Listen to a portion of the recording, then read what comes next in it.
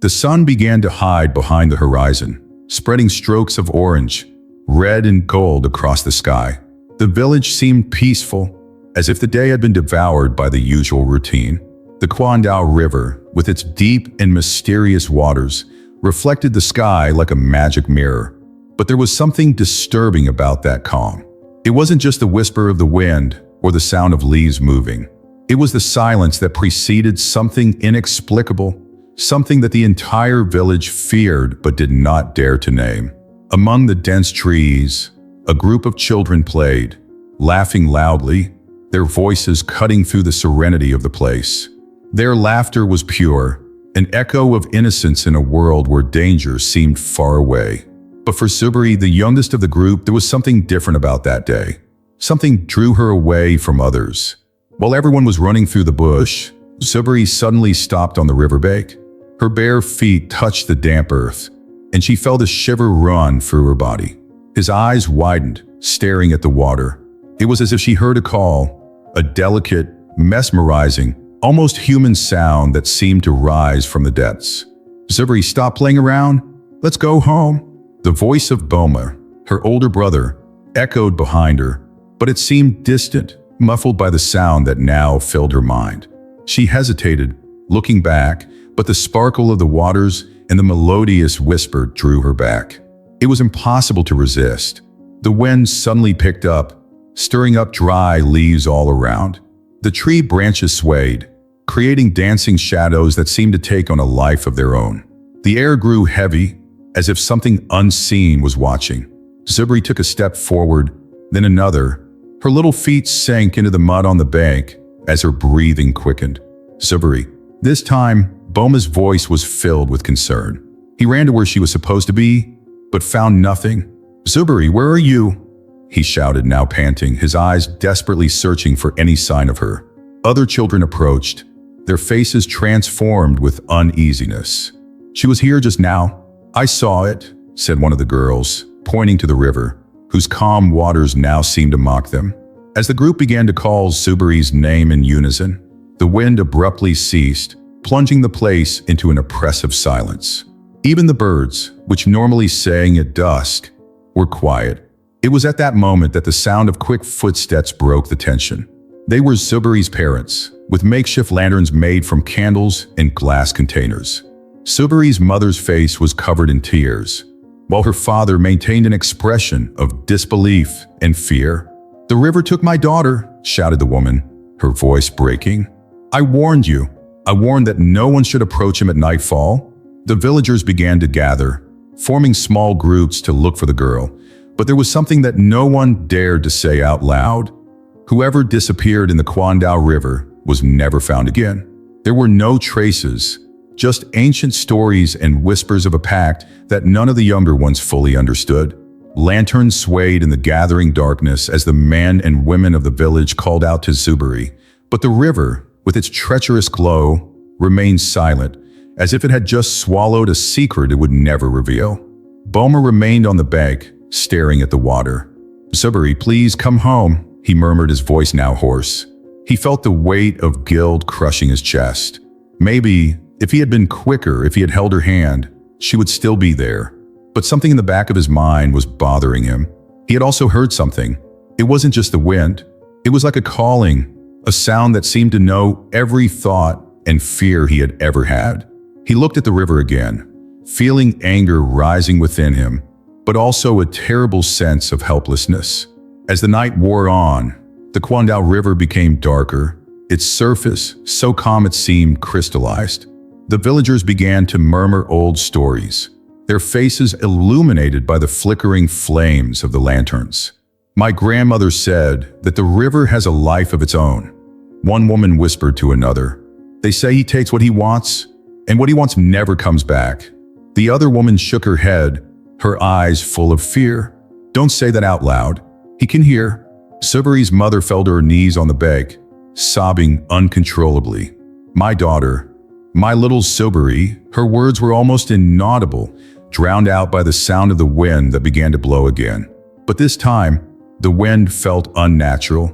It carried with it a strange, damp smell that made the hairs on the backs of the villagers' necks stand up. Subari's father, his face hardened with pain, looked at the river and murmured, "If what they say is true, then you will listen to me. Bring my daughter back, or I will brave your waters myself." The silence that followed his statement was almost deafening. The flames of the lanterns flickered, and for an instant it seemed as if the river responded. A small wave formed, breaking the water mirror, and then everything was still again. But at that moment, everyone knew that something had changed. The Kwanda River was not just a river. In Subari, little innocent Subari was now part of a secret. The road to the village was long and dusty, lined with dry fields and gnarled trees. The sky seemed to weigh down on Amara, with gray clouds so low they almost touched the tops of the trees. The air had a distinct smell of wet earth, as if announcing an impending storm, but there wasn't a single drop of rain. Amara held tight to the strap of her backpack, full of worn notebooks, broken pencils, and simple equipment, which carried the records of her research in ancient legends. Each step took her closer to a past that she had left behind, but that now called her back like an unpaid debt. When she arrived at the entrance to the village, she was greeted by suspicious looks. The children who were running and playing stopped immediately, staring at her with curiosity and caution. The women who were washing clothes in makeshift basins exchanged quick whispers, and the men, who were working on repairing the mud huts, just watched her in silence. Amara felt the tension in the air like a sharp knife. She knew that, for many there, she was no longer one of their own. The time away had turned her into a stranger, an outsider who dared to return in a moment of crisis. She took a deep breath, adjusted the braids that fell over her shoulders, and continued on. Her eyes, dark and deep, reflected determination, but they also carried the weight of doubts that she still didn't dare admit. Amara's heart sank when she saw the old central square, a place that was once overflowing with life and laughter, now covered in a gloomy atmosphere. The village elders were sitting under a large baobab tree, their expressions set, muttering ancient prayers. The sight brought back memories of her childhood, of nights around the fire, listening to stories that now seemed more real than she would have liked. Boma, Subari's older brother, was the first to approach. He was running towards her, with the red eyes of someone who had barely slept, his face marked by a mixture of hope and despair. "Amara," he shouted, panting. "You're back." Amara gave a half smile, but her expression soon became serious when she saw Boma's condition. He seemed to have aged years in a few days. Before she could say anything, he held her hand tightly, as if he was afraid she would disappear. "You know the stories, Amara. If anyone can understand what's going on, it's you." Amara felt a weight in his words. She knew that her return was not just a reunion with her homeland, but a huge responsibility. She looked at Boma, seeing in her eyes the pain of losing her sister, and replied firmly, "Stories can have explanations, Boma, but we need to look for the truth before anyone else disappears." He nodded, but the anguish on his face didn't lessen. Amara knew he wanted to believe her, but she also knew that the fear of losing Subari forever consumed him. As she walked through the village, Amara couldn't ignore the murmurs around her. "Why is she back now?" One woman whispered to another. "She abandoned this place years ago. What does she know about what we face?" Amara pretended not to hear, but the words cut deep. She understood the distrust, but she couldn't let it stop her from discovering the truth. When he reached the bank of the Kwanda River, he felt a chill run down his spine. The waters were darker than he remembered, and the current seemed almost non-existent, as if the river was waiting for something or someone. The oldest village elder, known as Mzee Kondo, approached her with slow steps. He carried a carved wooden staff, which he used both as a support and as a symbol of his authority. His eyes, wrinkled and penetrating, fixed on Amara's. "The river is alive, Amara. He doesn't like to be challenged." His voice was deep, like the distant sound of thunder. Amara stared at him for a moment, feeling the power of his words. "If it's true, he'll have to face someone as stubborn as him," she replied, turning to look at the waters again. Mzee Kondo said nothing, but his expression was disapproving. He knew that Amara was fearless, but he also knew that the Kwanda River was not something to be underestimated. Amara knelt on the shore, lightly touching the surface of the water with her fingers. It was cold, colder than it should be at that time of year. She felt a chill, but also an inexplicable connection, as if the river was trying to communicate something. "What do you want?" she muttered, almost of herself, but was interrupted by Boma's voice. "Do you really believe the river is alive?"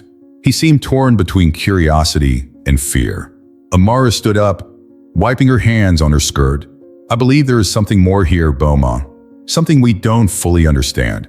But I'm not here to believe it. I'm here to find answers." His determination seemed to ignite a spark of hope in Boma, but the fear in his eyes was still evident. As the sun began to set again, the sky dyed blood red. Amara knew her journey was just beginning, and the Kwandao River, with its dark secrets, seemed more alive than ever. Night approached with an unsettling weight. The air around the Kwandao River seemed thicker, filled with an almost suffocating humidity, and the sound of night insects sounded muffled, as if they feared disturbing the silence of the place. Amara walked carefully, holding an oil lantern in one hand, the beam of light cutting through the darkness in front of her. Each step was accompanied by the subtle sound of dry leaves beneath her feet, but at the same time, she felt as if she was being watched. The river, which had seemed so peaceful before, now seemed to breathe, a subtle movement in the waters that made her skin crawl. She was determined to find answers. Since arriving in the village, the stories told in whispers by the villagers had become impossible to ignore. Each person had their own version of events, but they all shared the same belief. The river was not just a stream. He was something else, something ancient and conscious. Silvery's disappearance was no accident. Of that Amara was right. But what was behind this darkness? Who or what controlled this place?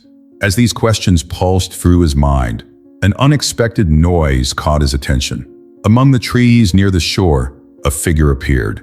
He was a thin man, with skin as dark as night, with simple clothes and gray hair that fell to his shoulders. He carried a staff made of twisted branches, and his eyes glowed with an intensity that seemed inhuman. For a moment, Amara stepped back, her heart racing, but the man raised his hand in a peaceful gesture. "You don't need to be afraid of me, Amara," he said, in a husky voice that seemed to mix the sound of wind and water. She blinked in surprise. "How did he know your name?" "Who are you?" Amara asked, trying to sound steady, though her voice shook slightly. "My name is Mwenyi," he replied, stopping a few steps away from her. "I have lived here on the banks of the Kwanda for as long as I can remember, and I know what you're looking for." Amara narrowed her eyes, suspicious, but couldn't contain her curiosity. "So, do you know what happened to Silvery?" Mwenyi paused, looking at the river as if waiting for permission to speak. "I know what happened to her, and with the others before her." The silence that followed was almost unbearable. Amara took a step forward, feeling the urgency wash over her. "Tell me what you know, now." Mwenyi sighed deeply, the sound filled with sadness and something else, regret. He leaned on his staff and began to speak, his voice low, almost a whisper. "Long ago, before your village even existed, the lands around Kwanda were barren. Nothing grew here. The sun burned the land, and people lived in misery. It was then that the ancestors made a pact." Amara leaned in slightly to hear better. Mwenyi continued, his eyes now fixed on the slowly moving water beside them. "They called out to the spirit of the river. They said he was as old as time itself, a powerful force that could give life to the lands or destroy them. The spirit accepted their request and brought fertility to the crops, filled the streams, and made the soil fertile. But he demanded something in return, something only he could decide." Amara felt a shiver run down her spine. "And what did he demand?" he asked, even though he already knew the answer in the back of his mind. Mwenyi turned to her, his eyes shining in a way that seemed to carry centuries of pain. "The child, one every decade, always the youngest, the most innocent. The river chooses and the village obeys. It is the price at which your crops flourish and the village survives." Amara stepped back, her breathing quickening. "This is crazy. You mean everyone knew? Who allowed this?" Mwenyi lowered her head, as if her words were knives cutting into her soul. "Not everyone knows. Most think they're just stories, but the elders know. They always knew, and they accepted. Anger took over Mara. She felt her throat tighten as she processed Mwenyi's words. "You can't fight the river, Amara," he said, his voice low but full of meaning. "He is part of the land, just like us." Amara shook her head, her eyes now shining with indignation. "What about the children? They don't deserve this injustice." Mwenyi looked up to meet her, and his gaze seemed to weigh a ton. "The river doesn't forget. Neither forgives," he replied, almost in a lament. Amara turned toward the river, her fists clenched. She couldn't accept that. "I could not accept that Zoberi's life, and that of so many others before her, had been offered in exchange for harvests and prosperity. That's not justice," she muttered, more to herself than to Mwenyi. "It's survival," he replied. "And for the river, that's all that matters." Amara knew she had discovered something important, something that explained what was happening. But this revelation was just the beginning. The real challenge was yet to come. She needed to face the river, and he needed to do it before it was too late.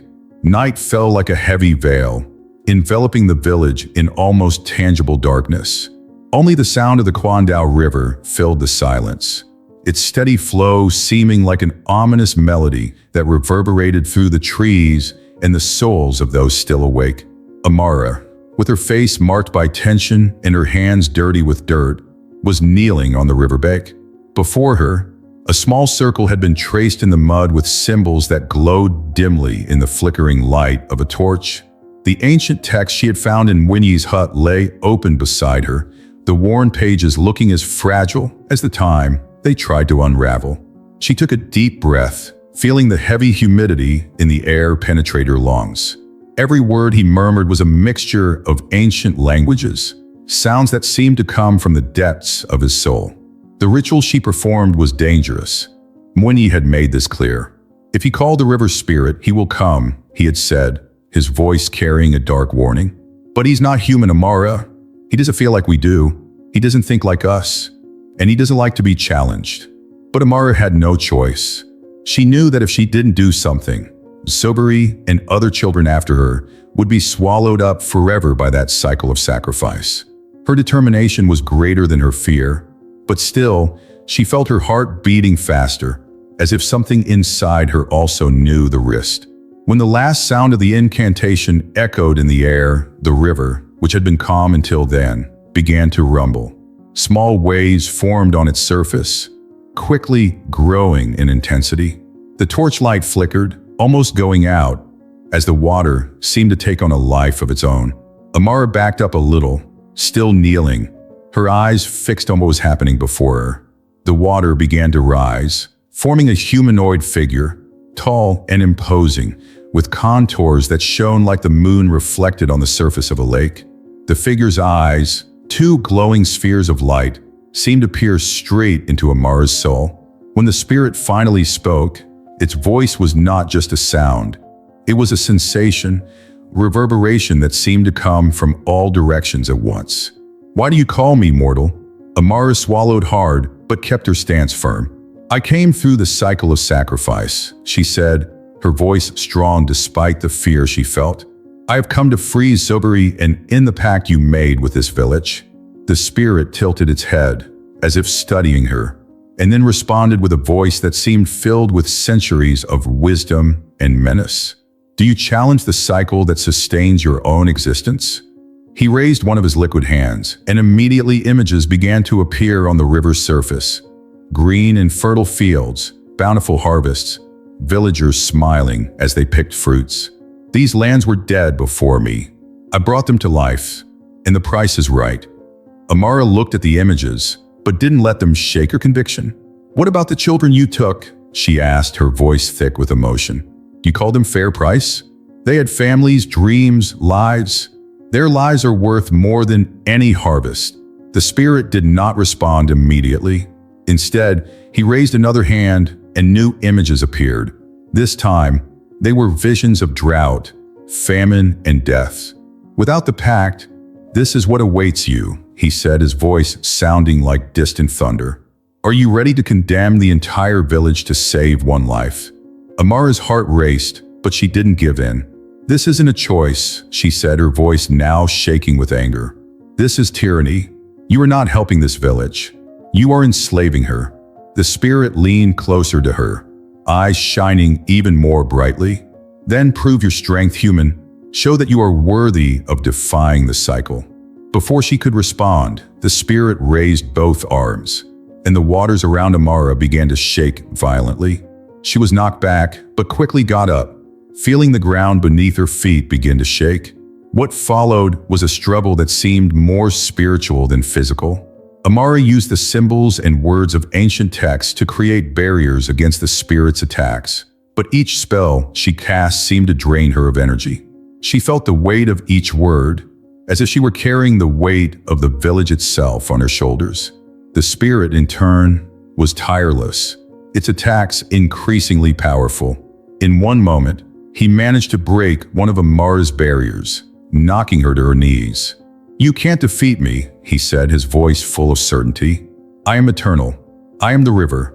But Amara knew there was something more, something the spirit didn't want her to see.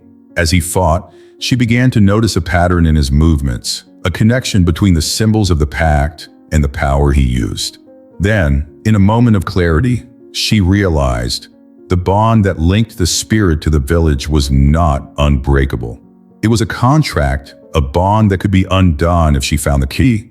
With the last of her strength, Amara began to trace new symbols in the mud, symbols she had discovered in the oldest pages of Wenyi's text. They weren't just words of defense. They were words of rupture, of freedom. The spirit realized what she was doing and tried to stop her, but it was too late. As the last symbol was drawn, a scream echoed through the air, a sound that seemed to come from the very heart of the river. The spirit figure began to collapse, its liquid form returning to the water from which it had emerged. "You don't understand what you did," he said, his voice now weak and distant. "Without me, you will perish." And then he disappeared, leaving only silence in Amara's heavy breathing. She fell to her knees, exhausted but feeling a relief she couldn't describe. The river began to flow calmly again, as if nothing had happened. But Amara knew that something had changed. She stood up slowly, looking at the calm surface. The cycle had been broken, but what came next was still a mystery.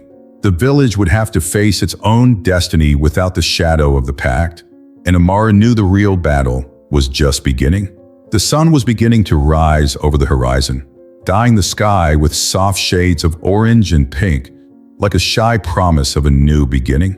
The Quandao River flowed peacefully, its surface reflecting the golden light of dawn. There was no longer the oppressive weight that once hung over its waters. Now, it seemed like just an ordinary river, no secrets, no demands. Amara, exhausted, sat on the bank, feeling her body sore and her muscles tense after the spiritual battle she had fought. His breathing was heavy, but there was an almost palpable relief in his eyes. She looked around, looking for signs that what she had done was not in vain.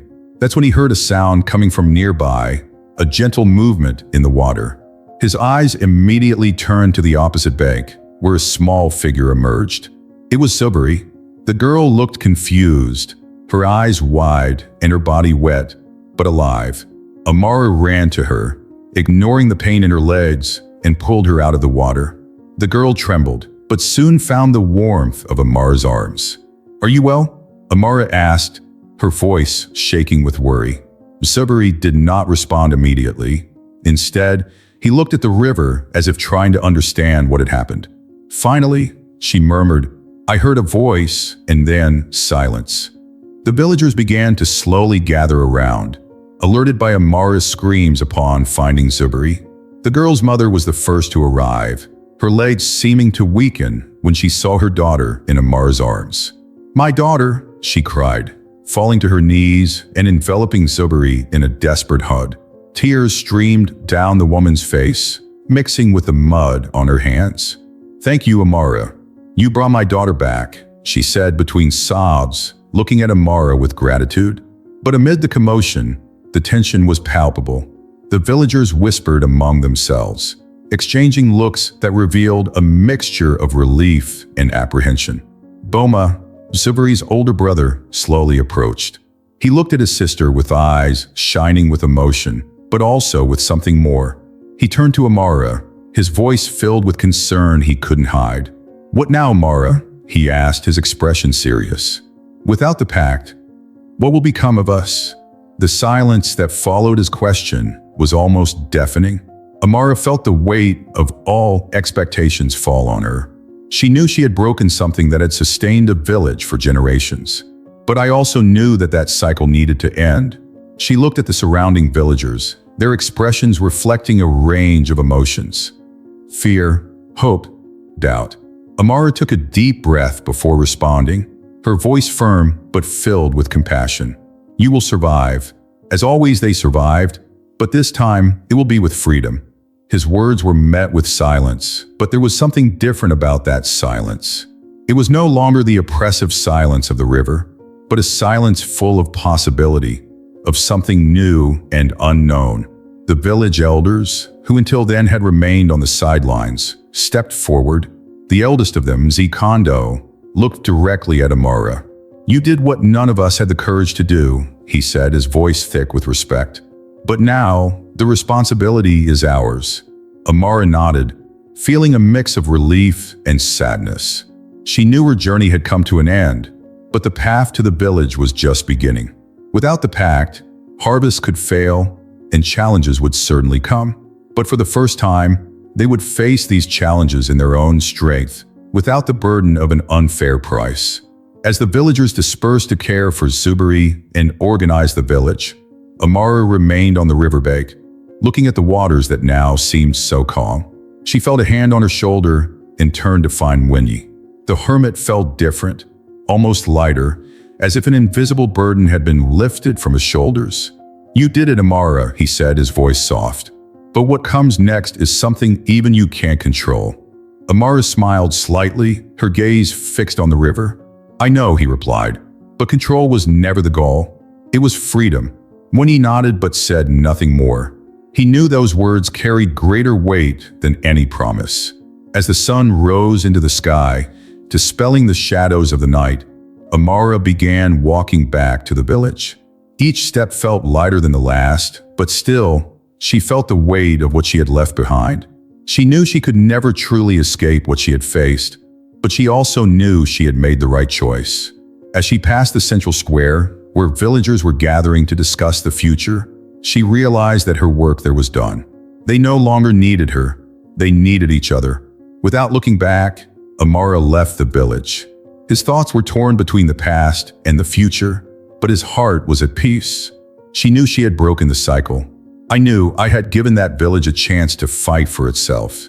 And as the sound of the river faded in the distance, she felt that for the first time in a long time, she was truly free. If you enjoyed this video, please help us grow by subscribing to this humble channel. And if you'd like to watch more videos like this, we prepared the next video especially for you. Click here to watch.